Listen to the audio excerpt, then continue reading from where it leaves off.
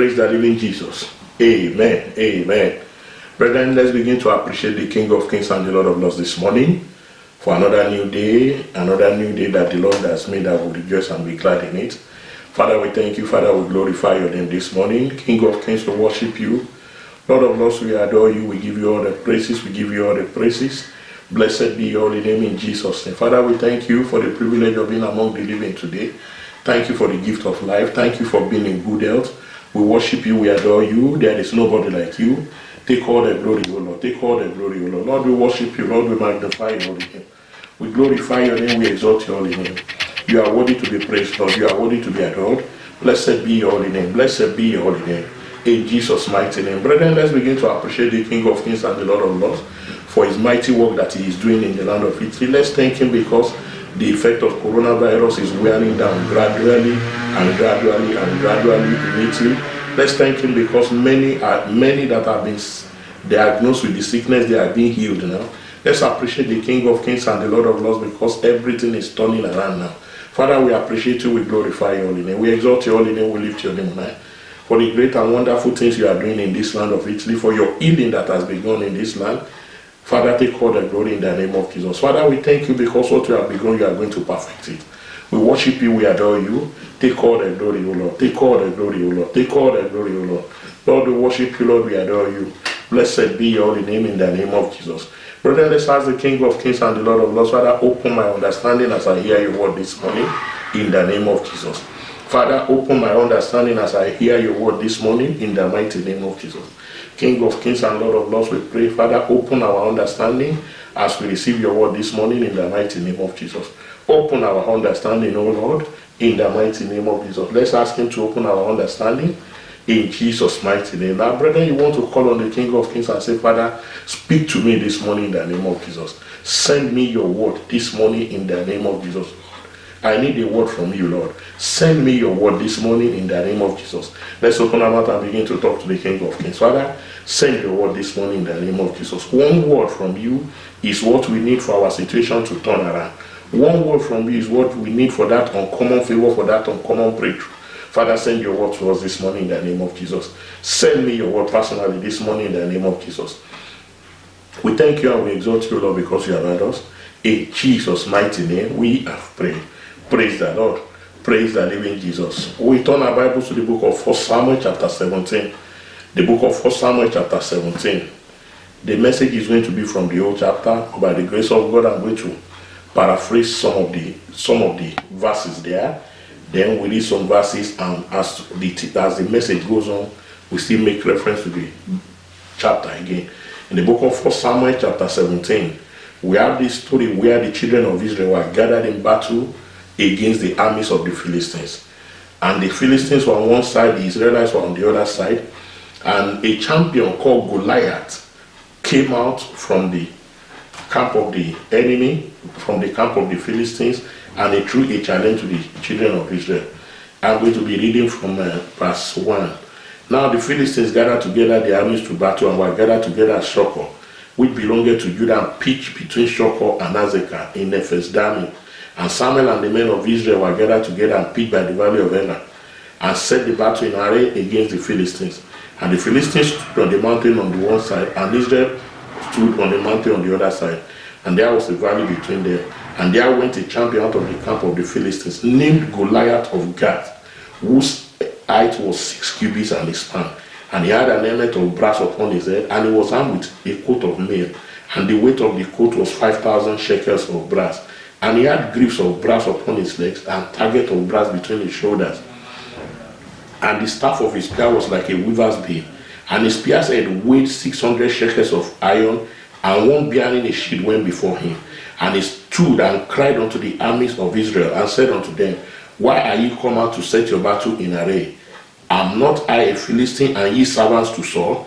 Choose you a man for you, and let him come down to me. If he be able to fight with me and kill me, then will be your servants. But if I prevail against him and kill him, then shall he be our servants and serve us. And the Philistines defy the armies of Israel and the Philistines said, I defy the army of Israel this day. Give me a man that we may fight together. The story continued until David came and the battle was won.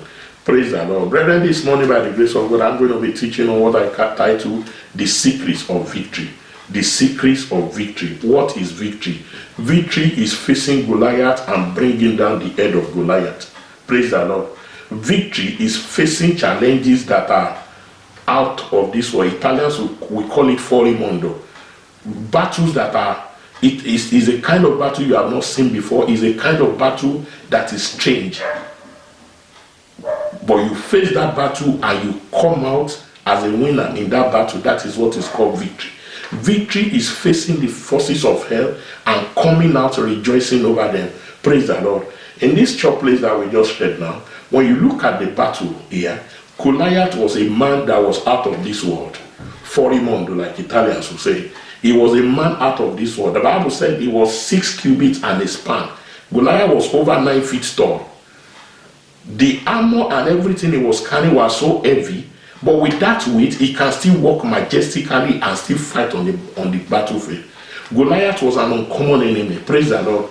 Goliath was a situation that nobody in his right senses will say, I want to face. Praise the Lord. And when Goliath came out, he challenged the army of Israel.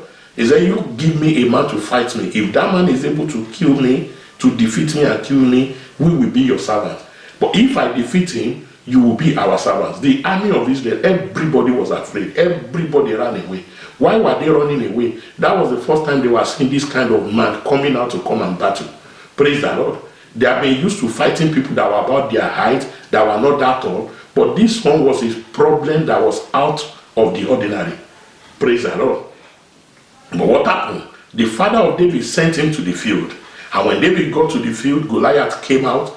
Remember Goliath had been threatening the army of Israel for 40 days. And when David came to the battlefield, he told the king Saul, he said, I will go and fight this man. The king told him, he said, Mr. Man, you are not able to fight him because Goliath had been a man of war from his youth. But you are just a little boy. Can we go to the book of 1 Samuel again, chapter 17, verse 24 said, and all the men of Israel, when they saw the man, fled from him and were so afraid. And the men of Israel said, have you seen this man that is come up? Surely to defile Israel is he come up. And it shall be that the man who killeth him, the king will enrich him with great riches, and will give him his daughter, and make his father's house free in Israel. And David spoke to the men that stood by him, saying, what shall be done to the man that killeth this Philistine, and taketh away this reproach from Israel? For who is this uncircumcised Philistine that should defy the armies of the living God? And the people answered him after this manner, saying, so shall it be done to the man that killeth him. And Eliab, his eldest sister, heard when he spake unto the men. And Eliab's anger was kindled against David, and he said, why camest thou thither? And with whom hast thou left those few sheep in the wilderness? I know thy pride and the naughtiness of thy heart, for thou art come down that thou mightest see the battle. And David said, what have I now done? Is there not a cause? And he turned from him to one another and spake after the same manner. And the people answered him again after the same manner. Now verse 31. And when the words were heard, which David spake, they rehearsed them before Saul, and he sent for him. And David said unto Saul, let no man have faith because of him. Thy servant will go and fight these Philistines. And Saul said to David, thou art not able to go against this Philistine to fight with him. For thou art but a youth, and he a man of war from his youth. And David said unto Saul, thy servant kept his father's sheep, and there came a lion and a bear, and took a lamb of the flock. And I went out after him and smote him, and delivered it out of his mouth. And when he arose against me, I caught him by his beard, and smote him, and slew him. Thy servant slew both the lion and the bear, and this uncircumcised Philistine shall be as one of them, seeing that he had defied the armies of the Lord. David said, moreover, the Lord that delivered me out of the paw of the lion and out of the paw of the bear, he shall deliver me out of the hand of this Philistine. And Saul said unto David, go, and the Lord be with thee. Now David got to the battlefield. Everybody was afraid. Even Saul the king, who was the leader of Israel. Every man in Israel, all the soldiers of Israel, they were running away from Saul, from Goliath. But David said, let no man heart fail him. I am going to fight this man and I am going to kill him. Brethren, you know the end of the story. David killed Goliath. When every soldier in Israel was running away from the battlefield, David killed Goliath. And David had victory on that day. Praise the Lord. Where everybody was turning back, David went forward and he ended up bringing back the head of Goliath. So victory is rising where others are failing. Victory is going forward where others are turning back. Victory is having results where others have failed before you. Every other person failed before David. When David got there, David conquered Goliath and he had the victory. But when we look at the story very well, there were certain factors or certain secrets that were responsible for the victory of David that day. It was not that David just had victory just like that. There were some things that were in place, or there were some factors that were in the life of David that gave him the opportunity to have victory at the end of that day. And child of God, can I tell you something? Every child of God, every believer that will approve, that will apply this fact, that will apply these principles, these secrets, when faced with battles and challenges of life, no matter how strong, no matter how terrible the challenges may be, your victory will be guaranteed at the end of the day. Praise the Lord. What were the factors that gave David victory that day? Brethren, the first factor that gave David victory that day was that David stood up for the cause of God's kingdom. Praise the Lord. David stood up for the cause of God's kingdom. In other words, David decided to defend the integrity of the God of Israel. David stood even when his life was at a risk, even when his life was under a threat. David decided to stand for God where everybody was running away. Praise the Lord. David spoke against the harassment of Israel in the Israel army by an uncircumcised Philistine. Praise the Lord. Brethren, the first step for victory in life, the first secret of victory in life for every child of God is that when you are faced with a challenge, the first secret is that you must take your stand in faith against anything that is exalting itself against the knowledge of God, against the kingdom of God. Praise the Lord. Every other soldier, including the King Saul, they ran away. The man was saying derogatory words against the God of Israel. He was saying derogatory words against the armies of Israel. But when in the face of that challenge, everybody backed out. Nobody was ready to stand. It was only David that stood. And when David stood, he began the journey to victory. Praise the Lord. Praise the Lord. Praise the living Jesus. One man of God, respected man of God, Bishop David Abiy, once said that if you don't stand for anything, you will fall for everything. Praise the Lord. David stood for God in the face of that hot battle. Brethren, it is only people that stand for God when they are faced with challenges, when they are faced with battles, that are guaranteed to have victory in that battle. Praise the Lord. If David had chickened out like every other person, if David had run away like every other person, there was no way he would have gone ahead to face Goliath. But because David stood to stand for what he believed, to stand for the King of Kings and Lord of Lords, he stood not to compromise his belief in his faith in God. David began his journey to victory. Brethren, until you and I learn to stand for God in whatever situation we are facing, we cannot come out victorious in that situation. I said it earlier that victory is facing challenges that are beyond the ordinary and coming out to tell the story. What is victory, sir? It is going to the fiery furnace that has been eaten 7 times over, and you come out to tell the story. What is victory? Victory is going to the lion's den in the night and coming out in the morning to come and tell people how lions behave in the night, in the case of Daniel. The 3 Hebrew boys, Shadrach, Meshach, and Abednego, they had victory on that day because they stood for God. Praise the Lord. Every other person, they were not the only Jews that were serving under the kingdom of Nebuchadnezzar, don't forget. But when the king said, you must bow to my image, they said, no, we will not bow. We will rather stand for what God has said than to do what you are saying, Nebuchadnezzar. Praise the Lord. And the Bible said the king was angry. He instructed, Daniel chapter 3, they should eat the furnace 7 times over. But do you know what? They lived to tell the story. That is victory, sir. But what brought them, what was the secret that pushed them into that victory? They stood for God. In the days of Daniel, in Daniel chapter 6, the enemies of Daniel made the king to sign a decree that anybody that should pray to any other god except the king for 30 days shall be thrown into the lions den. Daniel knew they made the decree because of him. But rather than hide somewhere and say, well, God will understand, I won't pray for the next 30 days, I will go and hide under my bed, they won't know what I'm doing. The Bible says he opened the windows of his house so that everybody can see that he was praying. And that made the enemies to report him to the king, and Daniel was thrown into the lions den. And you know the end of the story. By the following morning, the king rushed to the lions den, and he said, Daniel, your God whom thou servest, is he able to deliver thee? Daniel said, long may you live, O king. My God sent these angels to close the mouth of these lions. Praise the Lord. But what was the secret that gave Daniel that victory? Because Daniel stood for God. Brethren, when you will stand for God in any situation, when you will refuse to compromise in any situation, you are guaranteed victory in the name of Jesus. We see the case of Joseph. Joseph was in the house of Potiphar. Throughout all the trials of Joseph was 17 when they took him away from his father. He became prime minister at age 13. 13 years of going through one of unfavorable circumstance or the other. While he was in the house of Potiphar, Joseph decided to stand for God.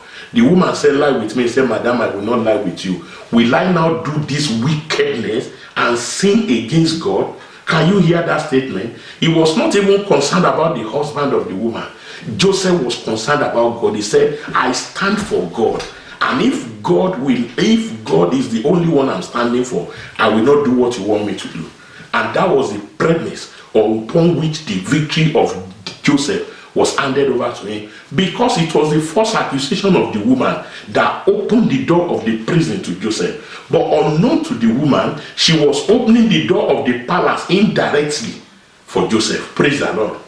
Brethren, when you stand for God, when you stand for the kingdom of God and its righteousness, when you stand against anything that is exalting itself against God, your victory is guaranteed. Praise the Lord. The second secret that gave David victory that day was that David ignored distractions, detractors, and gainsayers. Praise the Lord. I say it again. David ignored distractions, detractors, and gainsayers. Now, example was Eliab, his brother. Who are the detractors? Who are the gainsayers? Who are the distractions? They are the people that will be telling you that thing you want to do, or that situation you are passing through. Nobody has ever conquered that kind of situation before. Your case cannot be different. When David got to the battlefield, the brother Eliab, in verse 28, the Bible says his anger was kindled against David, and he shouted him down. Say, shut up! What have you come to do here? You are stubborn. Excuse me, sir. Excuse me, man. Is there any person in his right senses that will hear that there is war somewhere and he will say, I want to go and watch what is happening there? Nobody. It was the father of David that sent David there. But the brother was angry. Say, what we big men, we your senior brothers, we your big brothers, there are people here old enough to be your father who are in the army, what we could not do. How dare you come and say you want to do it? Brethren, when you see people like that, ignore them. Praise the Lord. When you see people like that, leave them and let them do their own. Praise the Lord. Some years ago, I have a friend who shared one of his testimonies with me some years ago. He was in a country in Europe here, and the government of the land brought out an offer. They asked people, write, if you have business proposals, write it, the government is going to finance you. This, my friend, wrote his business proposal, and when he was about to submit, a brother in church, not a brother outside, a brother in church, a tongue-speaking brother in church told him, he said, my brother, you are wasting your time. I submitted they did it before you came to this country. They did the same thing some years ago. We were here, they did not do anything. We just submitted it and they didn't give us anything. Don't waste your time, don't bother yourself submitting. He told the brother, thank you very much. And he went and submitted. He went ahead and submitted the document. A few months later, they called him, did a little interview for him, and the exact amount he asked for, the government approved the loan and they gave it to him. He was so happy. He came to church to share testimony, and everybody rejoiced with him. And after the service, watch this. That same brother that told him they will not approve the thing, don't waste your time. He said, my brother David, I'm very happy for you. Do you know I wrote my own proposal at that time? If to say I submitted, maybe they would have granted it. Or he say, oh, but you told me you submitted, they didn't grant it. Not knowing that he said he never submitted any document. I'm sure that brother did not write any proposal. I'm very sure they don't have any idea. But it was a distraction to the person that was on the way to his victory. Brethren, when it comes to having victory in the situations that we face in life, ignore people that shout you down. Ignore people that are telling you it is not possible. Ignore people that want to tell you that no, nobody has ever done it before. Even King Saul told David, he said, David, you cannot go and fight this man. Oh. You are just a youth. This man has been a man of war from his youth. Did you get that story? He said, you are a youth. This man, when he was supposed to be a youth, when all his mates were being called youth, he was already a man of war. Praise the Lord. He said, you cannot fight him. But David decided not to believe whatever anybody is saying. He chose not to believe the report and the opinion of men. He chose not to believe the report of the experienced soldiers that were on the battlefield. He chose to believe the report of God alone. And you know, at the end of the day, David had the victory. Brethren, I want to tell you something here. Hear me today, sir. If you will not understand, if you will not hear anything today, I want you to have this at the back of your mind. It's a principle that has worked for me on many occasions. When you know that God is leading you to do something, please, sir, when you know God is leading you to do something, avoid distractions, avoid gainsayers, avoid detractors. They will come and tell you that thing is not possible. There are some people, they are storytellers. The Igbo man called them Ezeakoko, the prince of storytelling. They will come and tell you how brother so did it and it did not work, how sister so tried it and it did not work. And they will tell you that if in mathematics they taught us that if A is equal to B and B is equal to C, then A is equal to C. So they will tell you, brother A did it and failed, brother B did it and failed, brother C did it and failed. My brother, you cannot, they will tell you cannot have a different testimony. You cannot have a different experience. But can I tell you, it is a lie. Praise the Lord. It is a lie. It is a lie. It is a lie. Because God is the one backing you up. David knew God was, he believed the report of God. So when the brother said it is not possible, when King Saul was advising him and said, don't let your mother lose you, you this small boy, he said, no, I choose to go. When you believe the report of the Lord alone, it will be easy for you to ignore gainsayers. It will be easy for you to ignore distractions. It will be easy for you to ignore detractors. Who are detractors? When you are making effort to do that thing, they will still be going about and saying things that are not true about you. They will be saying things to depress you, to demoralize you, to paint you black in the presence of people. My brother, that is their ministry. Everybody have their own ministry. Praise the Lord. Maybe their own ministry is to be criticizing and gossiping about. Maybe their own ministry is to pull people down. You don't know. You face your own ministry and see God alone do what he can do in your life. Praise the Lord. Brother, the top secret that gave David victory that day was that David knew that the battle is not about him, but the battle is about God. In verse 36 of 1 Samuel chapter 18, hear what David said.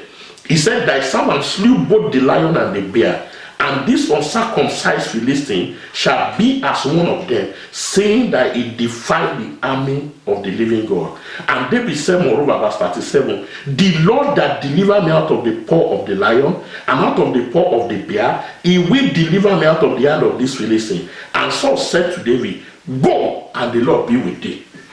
Go, and the Lord be with thee. Go, and the Lord be with thee. David knew that the battle was not of him, but the battle was of God.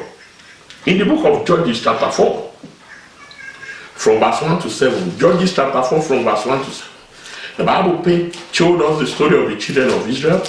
There was a time they were being seriously oppressed. They were being seriously oppressed by the Canaanites. Judges chapter 4 verse 1 to 7. And the children of Israel again did evil in the sight of the Lord when Ehud was dead. And the Lord sold them into the hand of Jabin, king of Canaan, that reigned in Hazor, the captain of whose host was Sisera, which dwelt in Harosheth of the Gentiles. And the children of Israel cried unto the Lord, for he had 900 chariots of iron, and 20 years he mightily oppressed the children of Israel. And Deborah, a prophetess, the wife of Lapidot, she judged Israel at that time. And she dwelt under the palm tree of Deborah between Ramah and Bethel in Mount Ephraim. And the children of Israel came up to her for judgment. And she sent and called Barak the son of Abinoam out of Kadesh Naphtali, and said unto him, hath not the Lord God of Israel commanded, saying, Go and draw toward Mount Tabor, and take with thee 10,000 men of the children of Naphtali and of the children of Zebulun, and I will draw unto thee to the river Kishon Sisera, the captain of Jabin's army, with his chariot and his multitude, and I will deliver him into thy hand. Now watch this, in verse 15, and the Lord discomfited Sisera and all his chariot and all his hosts with the edge of the sword before Barak. Praise the Lord. The battle is not for you, the battle is of the Lord. The Bible said Barak was called upon to go and fight Sisera. And see what God said. God said, I will draw him out to come and meet you, then I will deliver him into your hands. Can I tell you something, sir? Any challenge that comes your way is not to depress you, is not to demoralize you, but is to bring out the glory of God in your life. Praise the Lord. God said, I will draw him unto you and deliver him into your hands. Every battle we are facing, sir, our God is the one that is going to fight the battle. He's just using you as a representative to front. He's the one that will fight the battle, and when he finishes, he hands over the victory to you. Praise the Lord. So David knew that the battle was not about him. He knew the battle was about God. In the book of Deuteronomy chapter 9 verse 1 to 3, God was talking to the children of Israel.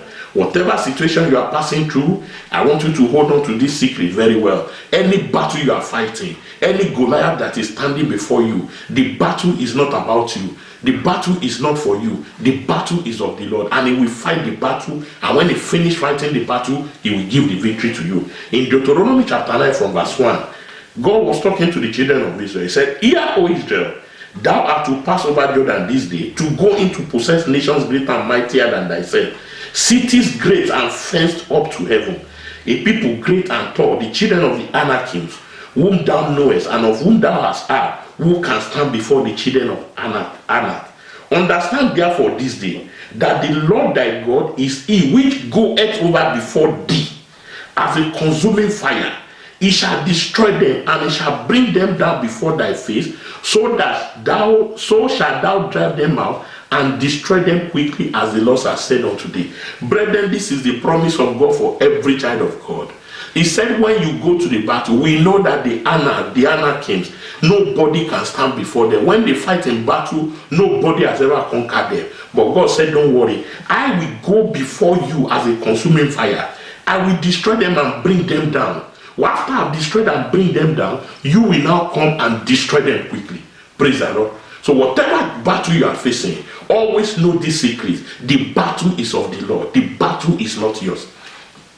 Praise the Lord. And as long as you have this understanding that the battle is of the Lord, God of heaven himself will fight the battle himself and hand over the victory to you. In the book of 2 Chronicles chapter 20, 3 nations gathered against Judah when Jehoshaphat, in the days of Jehoshaphat as king of Judah. And when they prayed, God said, you will not need to fight in this battle. You will not need to fight in this battle. Can I tell you something, child of God? There is no battle that you are facing that God cannot handle for you. Because in the first place, it is not yours.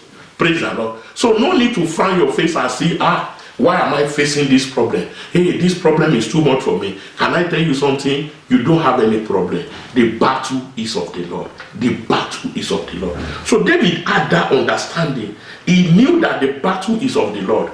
So when everybody was running away from Goliath, they were thinking of fighting Goliath. They thought they would be the ones to fight Goliath. But David knew that it's not the one that will fight Goliath. He knew it was the Almighty God that will fight Goliath and deliver Goliath into his hand. I pray for somebody here. Every challenge, every battle you are facing, the grace to let go and leave it in the hands of God, God release upon you now in the mighty name of Jesus.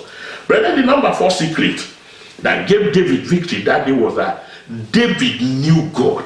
Many a times, in our generation, we have quite a number of people, not, I thank God you are listening to me, you are not one of them.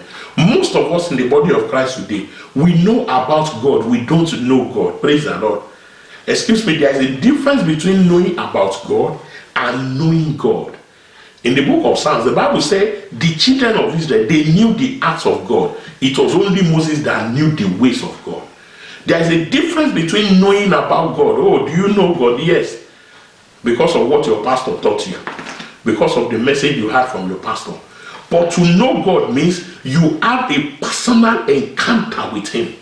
Praise the Lord. You have a personal relationship with him. He has revealed himself to you through his word. In the place of prayer, David knew God.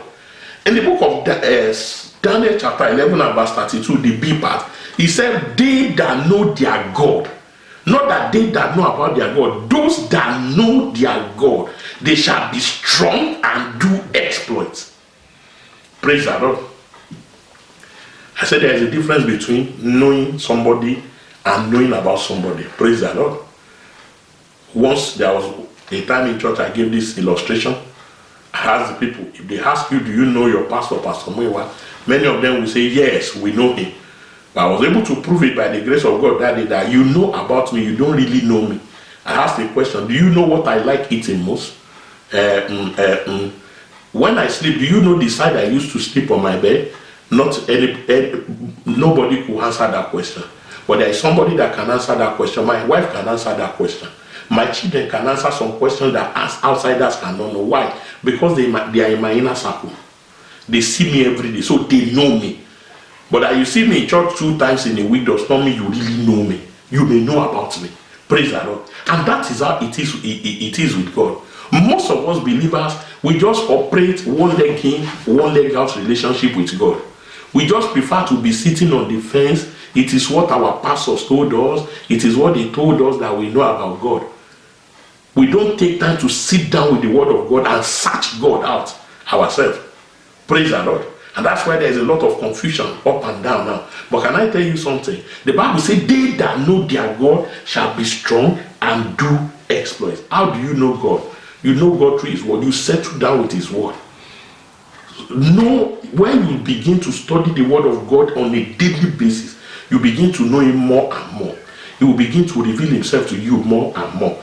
In Proverbs chapter 24 verse 10, the Bible says if you fail in the days of adversity, it means that your strength is small.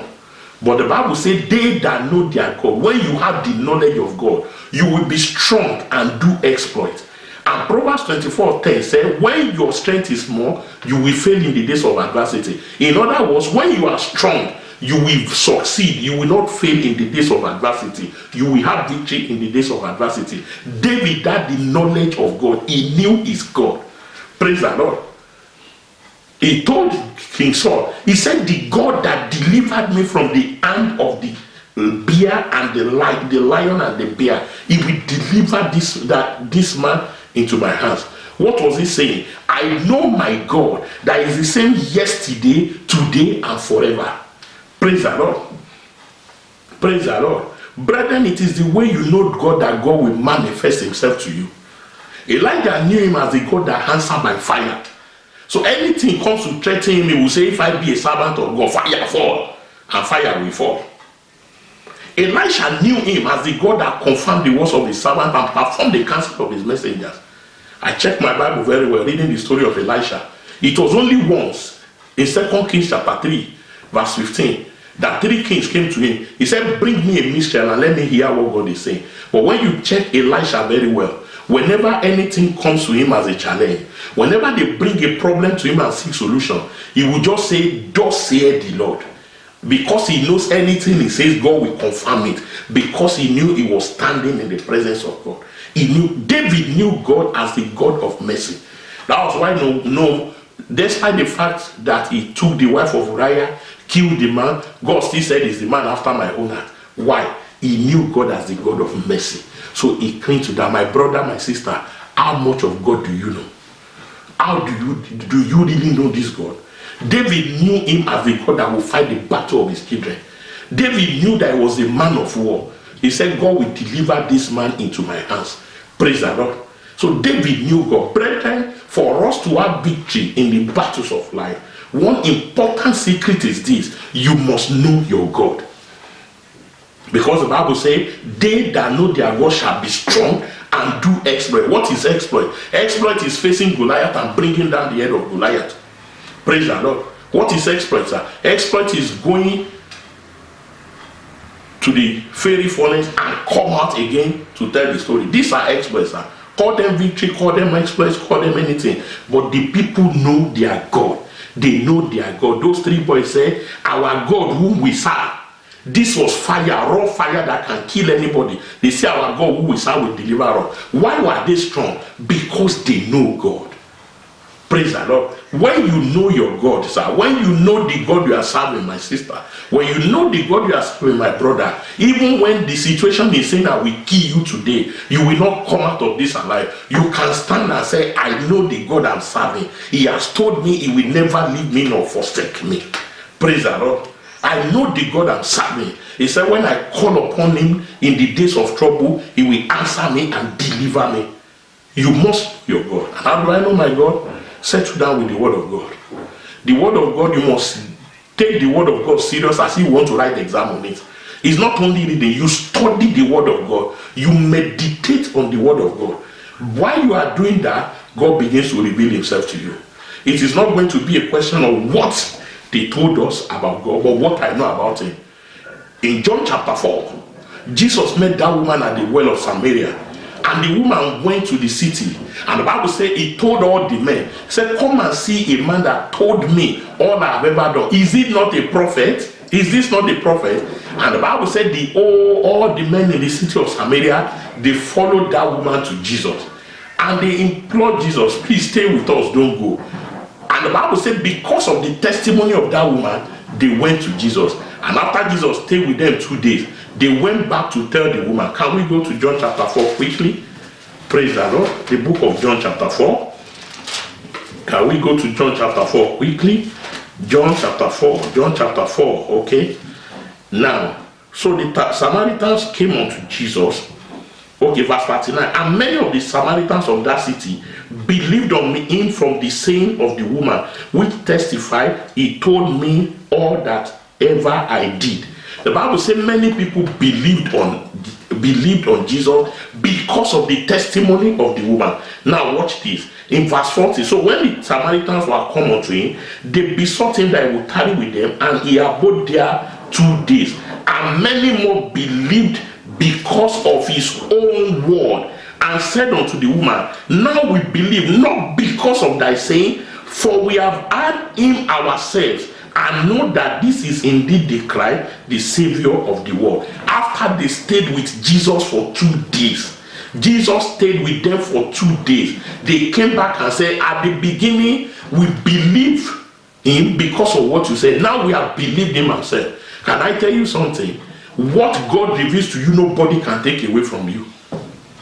If you just believe God because of something, because of what your pastor said or what somebody said, brethren, when the challenges come, you might chicken out, you may back out, because that personal conviction is not there. But when you know him, you will be fully persuaded. Like Apostle Paul, you will be fully persuaded. They said we now know him because we believe on him because of his own word, no longer because of what you said, brother. If they have believed on what the woman said, it is possible if the woman backslide, they may backslide. But because they have had him themselves, how did they hear him themselves? They stayed with him for 2 days. And after 2 days, they believed him. They knew him themselves. I pray for somebody, a grace to know God the more. The Lord release upon you now in the mighty name of Jesus. Brethren, the number 5 secret that gave David the victory over Goliath was that David trusted in the testimony of God. David trusted in the testimony of God. Brethren, when you learn to recount what God has done for you in the past, when you learn to recount how God has given you victory in the past, there is no challenge that come your way that you will not come out victorious of it. In the book of Deuteronomy chapter 7 and verse 17, God was talking to the children of Israel. Deuteronomy chapter 7, chapter 17 to 19. He said, if thou shalt say in thy heart, these nations are more than I, how can I dispossess them? If you will say in your heart, this challenge is too big for me, this coronavirus situation is too big, how can I come alive ahead of it? How can I come out alive from this situation? How can I come out victorious from this situation? God said when you are in that situation, he said, thou shalt not be afraid of them, but shall remember what the Lord thy God did unto Pharaoh and unto all Egypt, the great temptations which thy eyes saw, and the signs and the wonders and the mighty hand and the stretched out hand, whereby the Lord thy God brought thee out. So shall the Lord thy God do unto all the people of whom thou art afraid.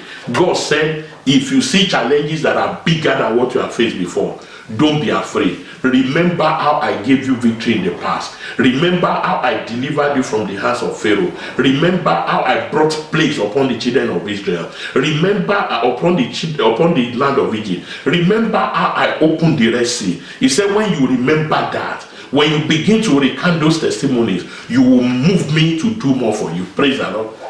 That's why we share testimonies in church. That's why we encourage people to share testimonies.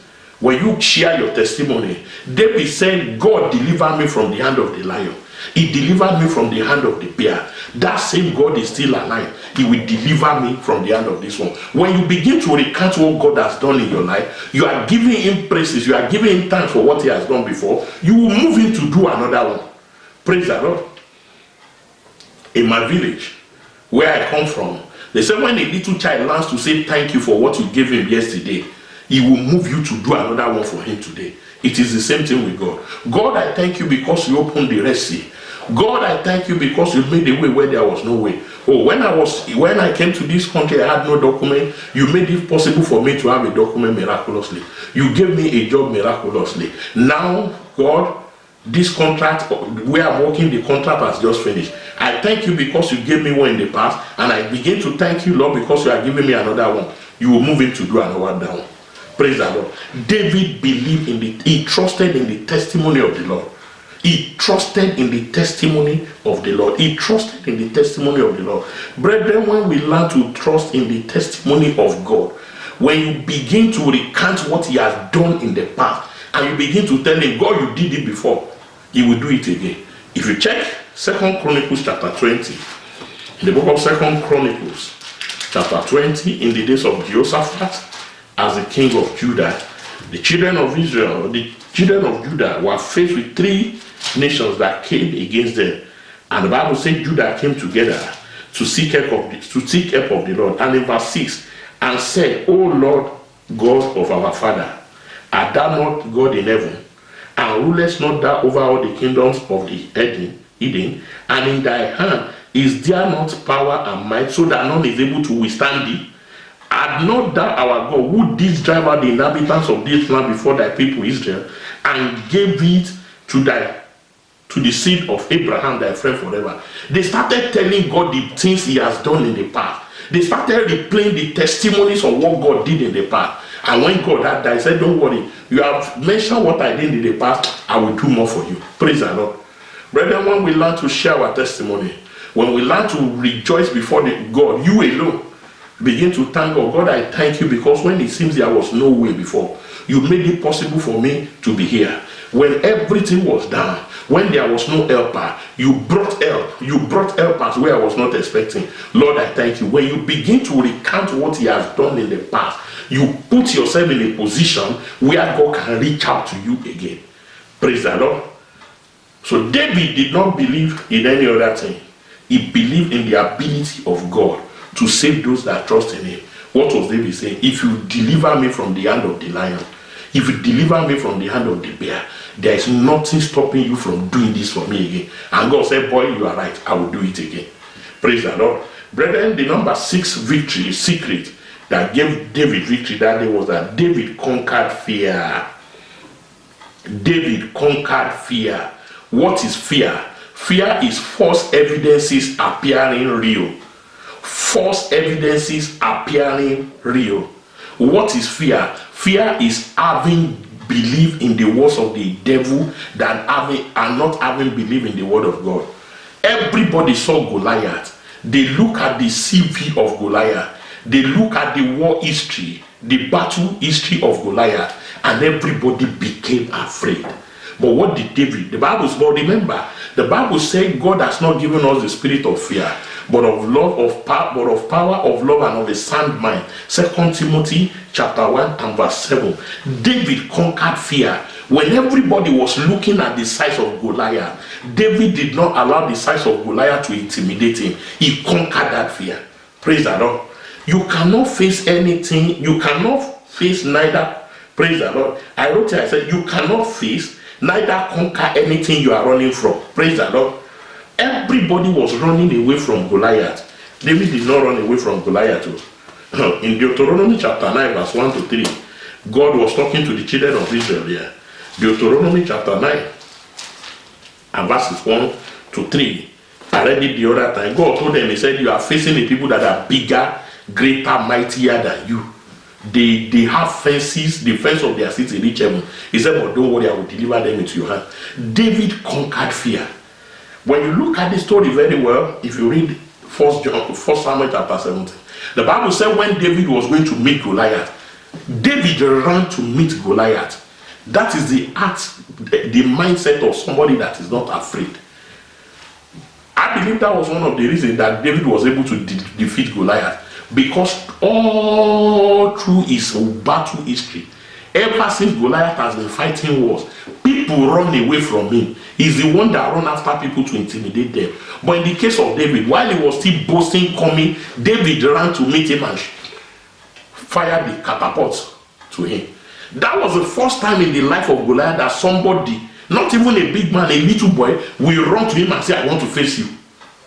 And they got the victory. Brethren, when you conquer fear, even the things, can I tell you something? The things you are afraid of, they are even afraid of you.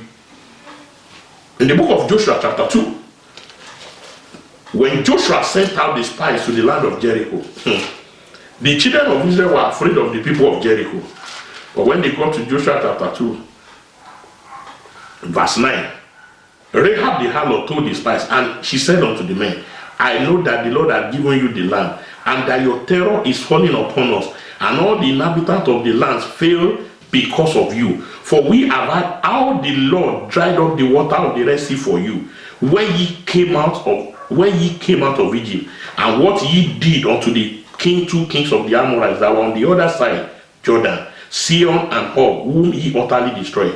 And as soon as we heard these things, our hearts did melt, neither did there remain any more courage in any man because of you. For the Lord your God is God in heaven above and in earth beneath. The children of Israel were afraid of them. Unknown to them, the people were even afraid of them. Praise the Lord. In the book of Judges chapter 7, when Gideon was going to fight the battle, God told him, Gideon, go and fight the battle. When Gideon got to the battlefield, I think Gideon was still a bit hesitant, and God told him in verse 7, God said, by these 300 men I will deliver Gideon, I will deliver the Midianites into your hand. And Judges chapter 7 verse 9, and it came to pass that same night that the Lord said unto him, arise, get down into the host, for I have delivered it into thy hand. Now God told him, he said, but if thou fear to go down with Phurah thy servant to the host. And when he went, he had a man, one of the people that came to fight Israel. He had a dream and he was telling the other soldier from the enemy's camp, and that was saying, you know what, God has delivered us into the hands of Gideon. Gideon was afraid of them. Unknown to him, they were even afraid of him. Praise the Lord. Brethren, can I tell you something? The devil is just a roaring lion. Praise the Lord. He knows that the God you serve has every power in heaven and on earth, and he has given you authority. Luke chapter 10 from verse 18 to 19. He said, I give unto you power. Luke chapter 10. Can we go to the book of Luke chapter 10? Jesus was talking to his disciples, and he said unto them, I read verse 19, behold, I give unto you power. Other translation of the Bible say authority, to tread on serpents and scorpions and over all the powers of the enemy, and nothing shall by enemy insult you. God said, when you submit under God and you resist the devil, he will flee from you. The devil knows that when you know your right and you claim that authority, he has no other option but to back out from whatever belongs to you. But most of the time we rob ourselves of that God-given authority over the enemy and everything he has to offer. Why? Because of fear. because of fear. But David conquered fear. The only thing Goliath was doing for the 40 days they were on the battlefield was just to be talking, to be bragging, to be boasting and intimidating the soldiers of Israel. And because the Bible says everybody was afraid and they ran for him. That was why they could not face Goliath. Everybody was afraid. But when David came on board, David was not even afraid of the man. He just ran to meet him. Some years ago, I was somewhere at home. We have a place where we have people that come and buy goods and everything. Now there was a man. This man is very troublesome. He was very troublesome. I've not heard from him for many years, and the man is very troublesome. Anytime he comes, he's ready to fight everybody, ready to make noise. And when he starts, everybody will just move to one side, because the man I'm talking about is very tall, big. You would think he's a wrestler, because he was big. And he has a big voice, he will be making noise. Everybody will just pack to one side for him. They let him have his way. Then whatever is remaining, others will share. But one particular day, I had one guy that was working for this my cousin that has that place. He just came, and when the man started again, he was bragging, making noise. Everybody was moving away from him. This driver just came. We used to call him Taju. He was not the size of this man that was making big. He just told the man, Mr. Man, why are you making noise? Is it you every time? The moment he just raised his hand, this driver just raised his hand, the next available fluorescent bulb behind him, he used his hand to break the thing, and he went to face the man. Why is it that you make trouble here every time? You want me to deal with you? And for the first time, I saw that man. He was very gentle. I say, my bros is not like that now. And from that day, he said, just became correct. Praise the Lord. Everybody was afraid of him. They moved back. But the day somebody challenged him and said, look, if you move there, I'm going to deal with you, that was the day he started to behave.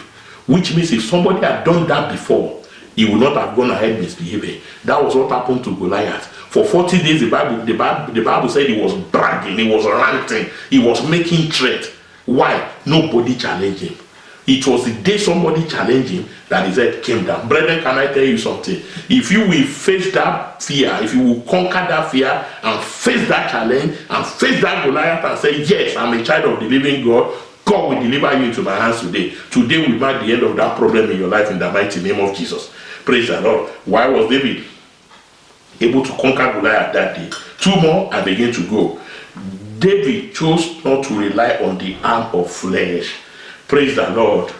You cannot confront the devil and his agents with human wisdom, with scientific invention, with human philosophy, ethical principles, but you can only confront him with the weapons that God has made available for us. In the book of 2 Chronicles chapter 10 verse 3 to 5, said that the weapons of our warfare, they are not carnal, but mighty through God for the pulling down of strongholds. The weapons of our warfare are not carnal. In verse 38 to 39 of 1 Samuel chapter 17, David wanted to go and face Goliath, and Saul told him, he said, come, don't go like that. Saul put his armor on David. He put his armor, put everything on David. David said, I have not tested this one. And he dropped it with him. You know what he was saying? Physician, heal thyself.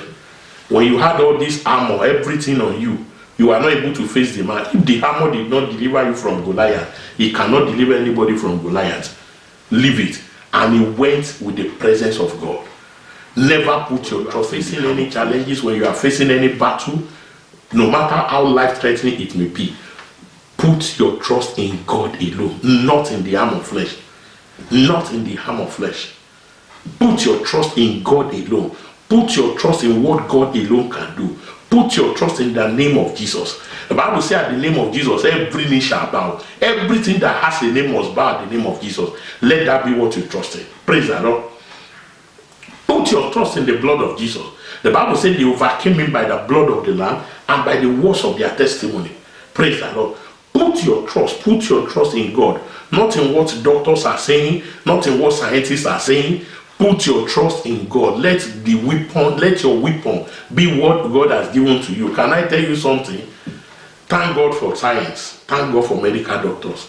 The blood of Jesus is still, the efficacy of the blood of Jesus is still the same today as it was 2,000 and something years ago when it was shed on the cross of Calvary. Praise the Lord. The blood of Jesus in the days of Exodus, God told the children of Israel, put the blood on your doorsteps, on your doorposts, put it by the side of your door. And when the plague come near, when the destroyer come near, it will not enter the house. If you cover yourself with the blood of Jesus in the days we are living in, there is no plague, coronavirus, whatever it is called, that will come near you, that will come near your family. Yes, it is good. We have to observe all the precautions, social distancing, glove, put on your gloves, put on your mask and everything. It is good. But I'll tell you something, the blood of Jesus will deliver no matter the situation, no matter what you pass through, no matter what we see. In the book of Psalm 20 and Psalm 46, Psalm 46 says, it says, God is our refuge and strength, a very present help in trouble. Therefore we will not fear, though the earth be removed, though the mountains be carried into the sea. Whatever is happening, he said in verse 7, the Lord of hosts is with us. The God of Jacob is our refuge. Praise the Lord. Verse 9, he maketh war to cease unto the end of the earth. He breaketh the bow and cutteth the spear in sunder. He burneth the chariot in fire. Be still and know that I am God. I will be exalted among the heathen. I will be exalted in the earth. In Psalm 20, he said, some trust in chariots and some in horses, but we will remember the name of the Lord our God. They are brought down and fallen, but we are risen and stand upright. Praise the Lord. With the armor and everything, Saul could not face Goliath. And he said, David, take the arm. David said, no, I will not rely on the arm of flesh. I'm going to go to the battle in the name of the Lord. Check the story of Gideon. Judges chapter 7. Gideon was to fight the Midianites. And God told him, he said, the people with you are too many for me to deliver Midian into your hand. Because you will say it, you will think it is your strength that did it for you. You know what? Go to the people. Tell them anybody that is afraid, go back home. Out of 32,000 people, 22,000 left. Immediately they said, if you are afraid, go back home. Everybody went back home. And God said, the remaining 10,000, I'm going to test them for you.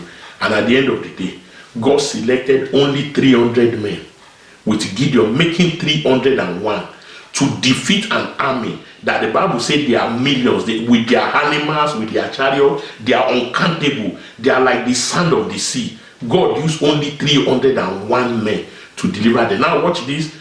When Gideon was going, they did not carry gun.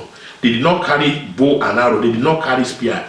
They carried empty pot with a torchlight.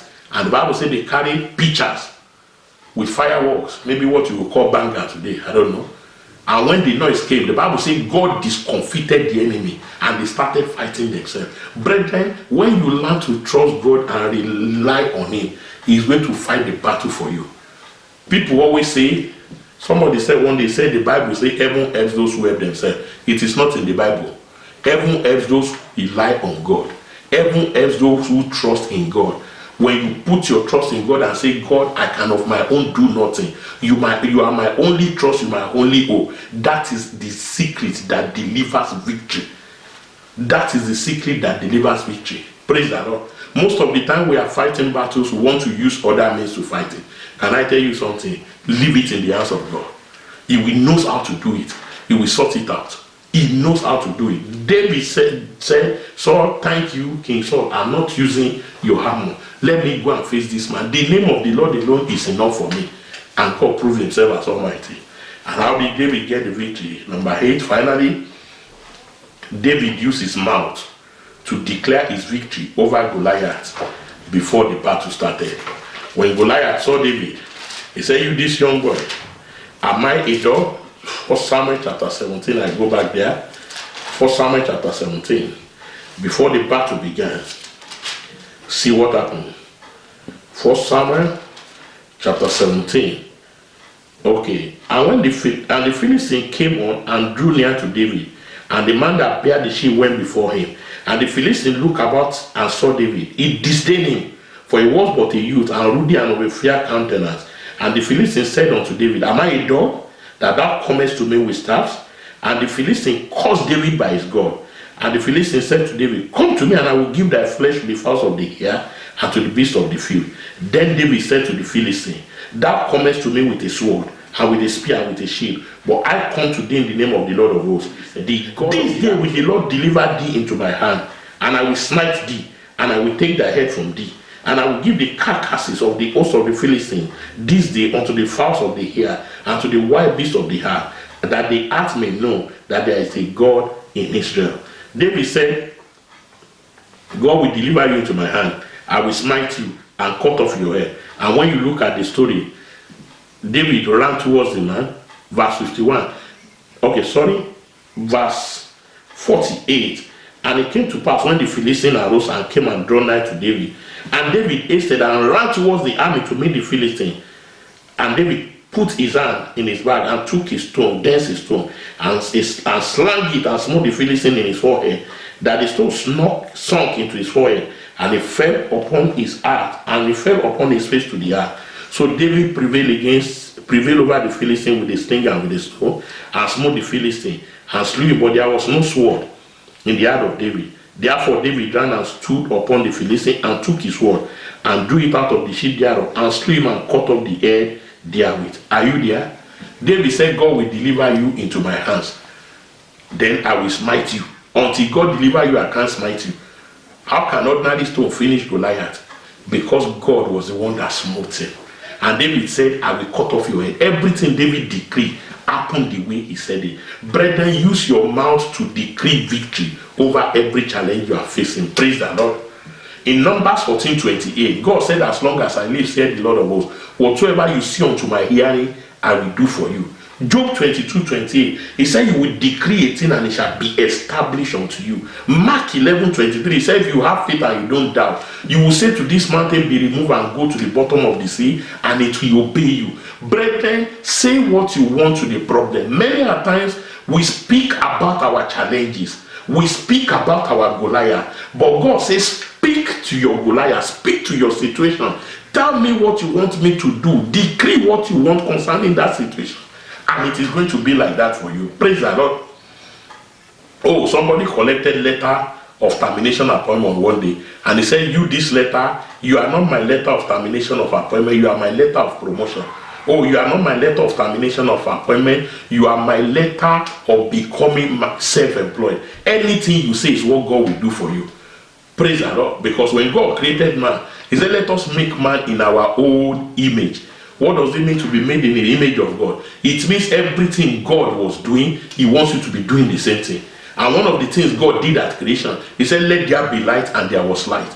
And Jesus came to restore dominion to man. And he was saying, anything you say is what I will do for you. So don't speak about the Goliath. Don't use Saul and the soldiers of Israel. They were busy publicizing, magnifying the war prowess, the war history, the battle history of Goliath. That was what they faced themselves with. But David came and said, he's an uncircumcised Philistine. I will fight him, I will defeat him, I will cut his head, I will cut off his head. David was saying what he wanted about Goliath. He was not interested about the CV of Goliath. He was not interested about the exploit of Goliath. He was only interested in decreeing judgment, decreeing an end to Goliath. And God did it for him. Praise the Lord. Brethren, what am I trying to say today? There is no challenge that has come your way. There is no battle that has come your way that has come to defeat you. It has only come to bring out the glory of God in your situation. But if you are going to come out victorious of that situation, it is not about God. It is about you. When you take all these secrets and you begin to apply them, my brethren, your testimony will be the next in the mighty name of Jesus. Before I go, all eyes closed, all eyes back, before we take the final prayer. Peradventure you are here, you are under the sound of my voice, and you have not accepted Jesus Christ as your Lord and Savior. The first step in the school of victory, the first step in the secret of victory is to have a personal relationship with Jesus. Because the Bible says in 1 Corinthians chapter 15 verse 57, he said, God giveth us the victory through Christ Jesus our Lord. I want to accept Jesus Christ as my Lord and Savior. Can we bow our heads in prayer? Father, just say after me if you're in that situation, Lord Jesus, I come to you just as I am. Forgive me my sins. Wash me with your precious blood. Today, I confess you as my Lord and Savior. Write my name in the book of life. In Jesus' name. Father, I pray for that brother, I pray for that sister, I pray for that man, I pray for that woman, I pray for that young man, young woman that have prayed this prayer, receiving Jesus as their Lord and Savior. Lord of Lords, King of Kings, in the name of Jesus, Father, everyone that has prayed that prayer, Father, accept them as your beloved in the name of Jesus. Wash them with your precious blood, write their names in the book of life, in Jesus' mighty name. Brethren, before we go, I want to just, we are there. You want to begin to call on the King of Kings and the Lord of Lords, and begin to thank God. Father, I thank you because the battle is not mine, the battle is yours. Let's open our mouth and begin to thank him. Let's open our mouth and begin to thank him. Thank him, appreciate him, appreciate him, appreciate him, because victory is certain. Thank him because victory is certain. Thank him because the battle is not yours, but the battle is of the Lord. Father, we thank you because the battle is not our own. The battle is yours. Take all glory in the name of Jesus. Why not as the King of Kings? Father, create a hunger for your word in me in the name of Jesus. The more of God's word you study, the more of God you know. Father, create a hunger in me for your word in the name of Jesus. In the name of Jesus. In the name of Jesus. When a young undergraduate is admitted into the university, into the faculty of law, by the time he will study law books for 5 years, by the time he comes out, he will be a lawyer. He might not be as expert as the one, he might not be, his expertise might not be like the ones that have been practicing for years, but when you see him, you will know that this one is talking like a lawyer. When you begin to read the word of God daily, you read it daily, you read it daily, you will become more like God. You will know more about God. Praise the Lord. So ask God once again, Father, a deep hunger for your word.